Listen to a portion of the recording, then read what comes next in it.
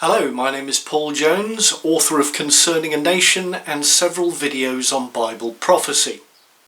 Some of the tectonic changes in the world recently have been literal as well as metaphorical, with earthquakes and volcanic eruptions in numerous places. Now, as I've made clear elsewhere, we are not in the last days just yet, just on the slip road towards it, as you might say.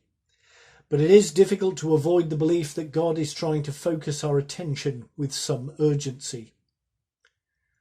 I've outlined in previous videos how the United States is withdrawing from the world, especially the Middle East, or at least she's trying to. Remember my timeline, which indicates that America's role as the protector of Israel is over. Israel has gone out into the nations. Not exactly a sheep among wolves, but certainly a wolf among tigers. In charge of events, ostensibly, is President Joe Biden, who once again last week in Texas illustrated the alarming level of his mental decline. He got all confused when reading a simple speech off a teleprompter. No, of course you didn't see it on the mainstream media. For a man in his dotage, Biden has crammed a lot of destructive folly into the few weeks of his presidency. He has alienated the Gulf states, freezing arms deals and haranguing them about human rights.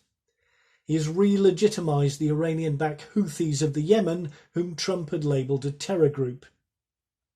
He has paralysed the war on Iranian expansion in the Arabian Peninsula, while snubbing Saudi Crown Prince Mohammed bin Salman and the Israeli Prime Minister Netanyahu. Biden disapproves of Israeli settlements in the West Bank, wants to promote a Palestinian state, and has re-established aid payments to the corrupt Palestinians in Gaza. He disapproves of the Abraham Accords, while his policies actually push the Gulf states and Israel together. They're actually planning a defence alliance between themselves because they know they can no longer rely on the US. But the most important change in American military policy, which began under Trump, was the transferal of Israel from the European theatre of NATO operations to what is known as CENTCOM, namely the Middle East. As American Marine General Kenneth Mackenzie put it, the move also lines up with the US vision in which our friends in the region do more for themselves, except they won't have any F-35s. Biden, or at least whoever is framing policy while he takes his afternoon nap, sees Asia, Europe and the Western Hemisphere as more important than the deranged vortex of internecine slaughter which is the Middle East. Now this is not in itself a contemptible view, but Biden's main insanity is not just to want to rejoin the Iranian nuclear deal, known as the JCPOA, but to show the Iranians that he is desperate so to do, like some sucker poker player. Why?